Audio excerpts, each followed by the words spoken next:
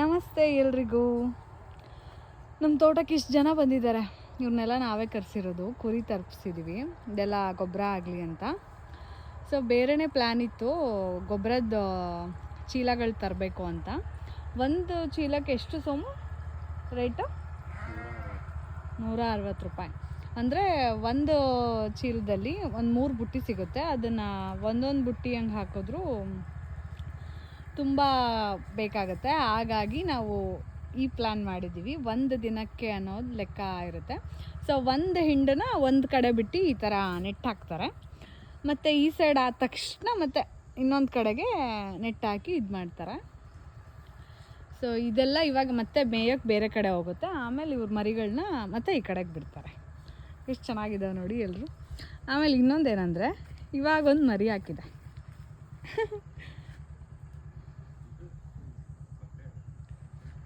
ಹಾಂ, ಹೌದಾ? ಓಕೆ.